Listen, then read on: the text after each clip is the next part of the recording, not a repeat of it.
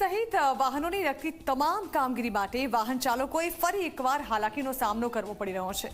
ફરી એકવાર આરટીઓના સર્વરમાં ખામી સર્જાતા વાહન ચાલકો કાળઝાળ ગરમીમાં હેરાન પરેશાન થઈ ગયા છે। જો આરટીઓના સર્વરમાં ફરી ખામીને કારણે હેરાન પરેશાન થઈ રહેલા લોકોનો આ ખાસ અહેવાલ।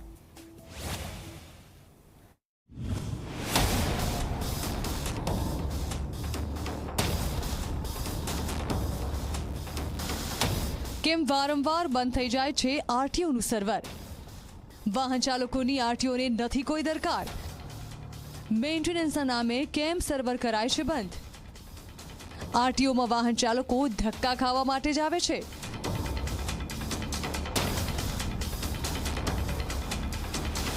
ગુજરાત સરકારમાં આરટીઓની કામગીરી જેટલી કંટાળાજનક છે તેટલી બીજા કોઈ વિભાગની નહીં હોય। અવારનવાર આરટીઓનું સર્વર બંધ થઈ જતા હજારો વાહન માલિકો હેરાન પરેશાન થઈ જાય છે। ફરી એકવાર રાજ્યભરમાં આરટીઓનું સર્વર બંધ થઈ જતા આરટીઓને લગતી તમામ કામગીરી બંધ થઈ ગઈ છે। ડ્રાઇવિંગ ટેસ્ટ સહિતના કામો ઠપ થતા વાહન ચાલકોએ આ કાળઝાળ ગરમીમાં હેરાન પરેશાન થઈ ગયા છે। થોડાક સમય પહેલા આરટીઓ કચેરીમાં એક સર્ક્યુલર બહાર પાડવામાં આવ્યું હતું। એ સર્ક્યુલરમાં જે પેન્ડિંગ કામ છે એનો નિવેડો તાત્કાલિક આવે એની માટે ટેસ્ટ ટ્રેકનો જે સમય છે એ સવારે 7 વાગ્યાથી લઈને સાંજે 7 વાગ્યાનો રાખવામાં આવ્યો, જેથી ઝડપે આ જે એપ્લિકેશન છે એનું સોલ્યુશન આવે। પરંતુ ઝી 24 કલાકની ટીમ અહીં સવારે 8 વાગે પણ પહોંચે છે, પરંતુ કચેરી બંધ છે। આ પાછળનું મુખ્ય કારણ એ છે કે સર્વર 2 દિવસથી બંધ છે। આજે ત્રીજો દિવસ છે, પરંતુ તેમ છતાં સર્વર કે જે આખા રાજ્યનું સર્વર ખોટવાયું છે એનું કોઈ ઉકેલ અત્યાર સુધી પ્રશાસન પાસે નથી, જેના કારણે અત્યારે કચેરીએ તાળા વાગી ચૂક્યા છે। ગઈકાલે અમે આવ્યા હતા તો ત્યારે પણ આ સર્વર ડાઉનનો ઇશ્યુ હતો, અમારે ફેસ થયું હતું, એટલે અમે આજે પાછા આવ્યા અને આજે બી આ તકલીફ થાય છે। અહીં આપ આવ્યા, કોઈને પૂછતાછ કરી કે શું પરિસ્થિતિ છે? અત્યારે મેં એક ભાઈ હતા, એમને મેં પૂછ્યું, પણ એ કહેતા એમને ખાલી એટલું કીધું કે અત્યારે બી સર્વર ડાઉન છે। લોકો કે જેઓ પોતાનું જે દૈનિક કામકાજ છે છોડીને અહીં આરટીઓ કચેરી આવે છે, પરંતુ સર્વર બંધ હોવાના કારણે તેમને ધક્કા જ ખાવા પડી રહ્યા છે।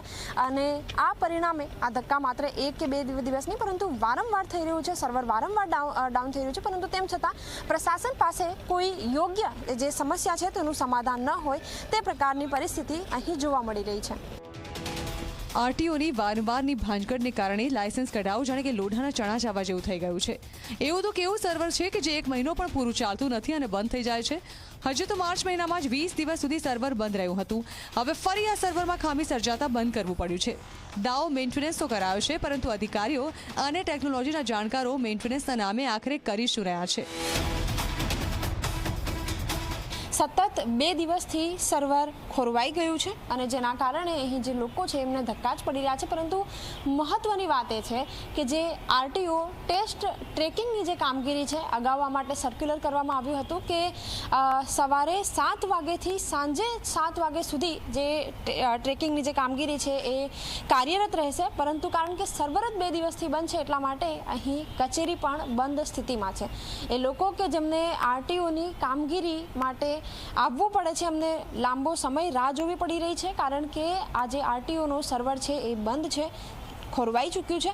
અને આ જે પરિસ્થિતિ છે એ માત્ર અમદાવાદ આરટીઓની નથી, દરેક જિલ્લામાં આરટીઓ કચેરીએ આ જ પરિસ્થિતિ છે। મહત્વનો પ્રશ્ન એ છે કે પ્રશાસનને કેમ સામાન્ય જે લોકો છે એમની સમસ્યા નથી દેખાઈ રહી અને શું કામ જે સ્માર્ટ સિટીના દાવા કરવામાં આવે છે, ડિજિટલાઇઝેશનના દાવા કરવામાં આવે છે, એની કામગીરી નથી થઈ રહી। તો અમદાવાદની સાથે સુરતમાં પણ વાહન ચાલકો આરટીઓની કામગીરીને કારણે તોબા પોકારી ચૂક્યા છે। આરટીઓનું સર્વર બંધ થઈ જતા 1.5 મહિના પહેલા જેમણે અપોઇન્ટમેન્ટ લીધી હતી તે હજારો લોકો અટવાયા છે। લાયસન્સ કઢાવવા માટે આવનારા લોકો મુશ્કેલીમાં મુકાયા છે। ડ્રાઇવિંગ ટેસ્ટ બંધ થઈ જતા લોકોને હાલાકીનો સામનો કરવો પડ્યો છે।